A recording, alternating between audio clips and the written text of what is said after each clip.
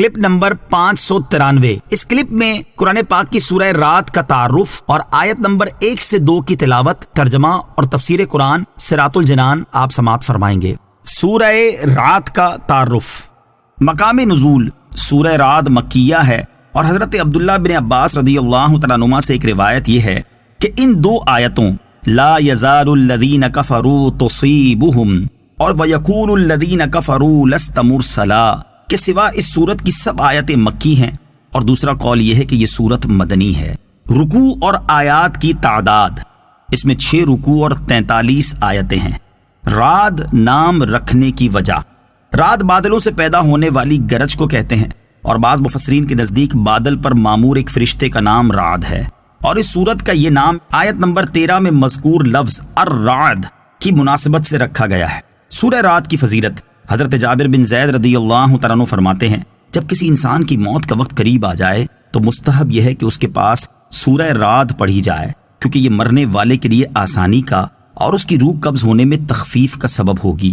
سورہ رات کے مضامین: اس سورت کا مرکزی مضمون یہ ہے کہ اس میں اللہ تعالیٰ کی قدرت اور وحدانیت، نبی کریم علیہ الصلوۃ والسلام کی نبوت اور رسالت، مرنے کے بعد دوبارہ زندہ کیے جانے اور قیامت کے دن اعمال کی جزا ملنے کو ثابت کیا گیا ہے۔ چنانچہ سورت کی ابتدا میں آسمانوں اور زمین، سورج اور چاند، رات اور دن، پہاڑ اور دریا، کھیتی اور مختلف ذائقوں، خوشبوؤں اور رنگوں والے پھلوں کی پیدائش کے ذریعے تخلیق اور ایجاد میں، زندگی اور موت دینے میں، نفع اور ضرر پہنچانے میں اللہ تعالیٰ کی یکتائی، اس کی قدرت، مرنے کے بعد مخلوق کو دوبارہ زندہ کیے جانے اور اعمال کی جزا ملنے پر دلائل دیے گئے ہیں۔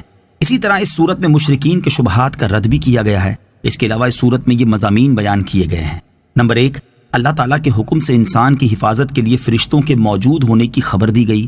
نمبر 2، حق اور باطل میں، نیز بندگان خدا اور بتوں کے پجاریوں میں ایک مثال کے ذریعے فرق بیان کیا گیا۔ نمبر 3، نماز ادا کرنے والے اور صبر کرنے والے سعادت مند متقی لوگوں کے حال کو دیکھنے والے سے تشبیہ دی گئی ہے، اور زمین میں فساد پھیلانے والے اور عہد و پیمان توڑ دینے والے گناہ گار لوگوں کے حال کو اندھے سے تشبیہ دی گئی ہے۔ نمبر 4، متقی لوگوں کو جنات عدن کی بشارت دی گئی، اور عہد توڑنے والوں اور زمین میں فساد پھیلانے والوں کو جہنم کے عذاب کی وعید سنائی گئی۔ نمبر 5، رسول کریم علیہ الصلوۃ والسلام کی ذمہ داریاں بیان کی گئیں۔ نمبر 6، دنیا میں ہونے والے تغیرات کے بارے میں بتایا گیا۔ نمبر 7، اس سورت کی آخری آیت میں اللہ تعالیٰ نے اپنے حبیب علیہ الصلوۃ والسلام کی نبوت اور رسالت کی گواہی دی، اور یہ بتایا گیا کہ اہل کتاب میں سے جو مومن ہیں وہ بھی اپنی کتابوں میں سید المرسلین صلی اللہ علیہ وسلم کی نشانیاں موجود ہونے کی وجہ سے آپ علیہ الصلوۃ والسلام کی نبوت کی گواہی دیتے ہیں۔ بسم اللہ الرحمن الرحیم۔ اللہ کے نام سے شروع جو نہایت مہربان رحمت والا ہے۔ الف لام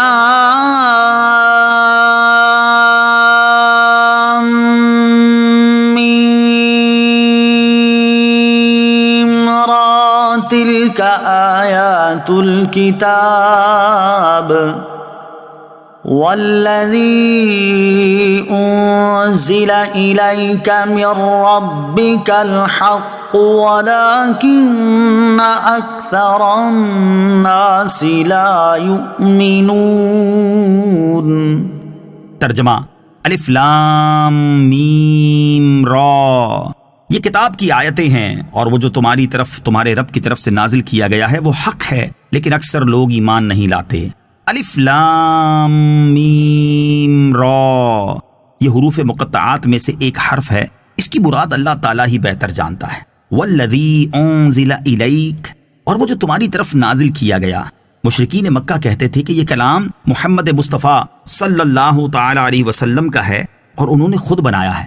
اس آیت میں ان کا رد کرتے ہوئے اللہ تعالیٰ نے ارشاد فرمایا کہ یہ قرآن جو رسول اللہ صلی اللہ تعالی علیہ وسلم پر ان کے رب عز و جل کی طرف سے نازل کیا گیا حق ہے، اس میں شک کی کوئی گنجائش نہیں، لیکن اکثر اہل مکہ اس بات پر ایمان نہیں لاتے کہ قرآن اللہ تعالیٰ کی طرف سے ہے۔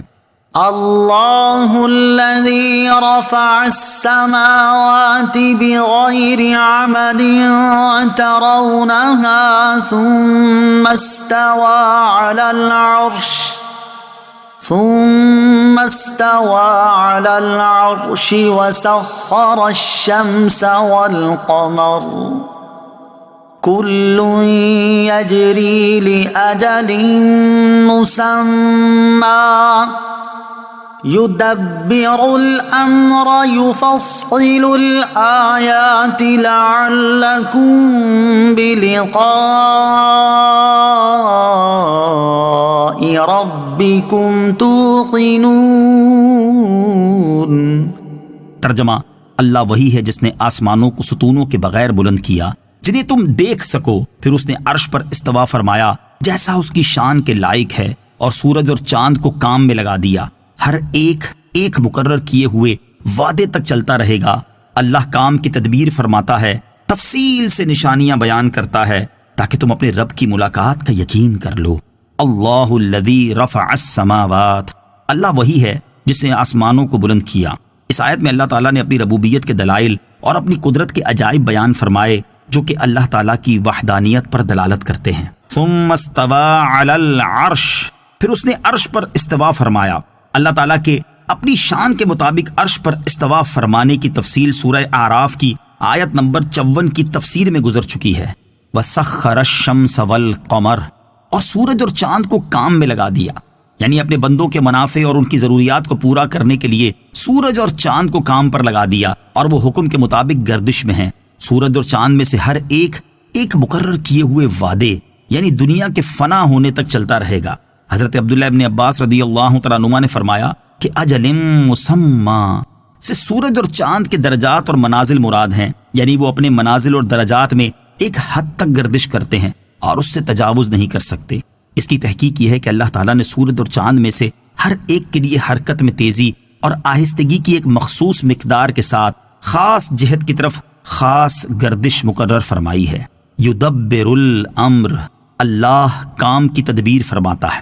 اس میں بھی اللہ تعالیٰ کی قدرت کے کمال اور اس کی رحمت کی دلیل ہے، کیونکہ پوری مخلوق اللہ تعالیٰ کی تدبیر اور رحمت کی محتاج ہے، اور سب اللہ تعالیٰ کی قضاء، قدرت اور قہر کے تحت داخل ہیں۔ یفصل الآیات، تفصیل سے نشانیاں بیان کرتا ہے، یعنی اللہ تعالیٰ اپنی وحدانیت اور قدرت کے کمال پر دلالت کرنے والی نشانیاں تفصیل سے بیان فرماتا ہے، اور اس میں حکمت یہ ہے کہ تم اپنے رب عز و جل کی ملاقات کا یقین کر لو اور جان لو کہ جو ذات انسان کے معدوم ہونے کے بعد اسے موجود کرنے پر قادر ہے، تو وہ انسان کو موت دینے کے بعد زندہ کرنے پر بھی قادر ہے۔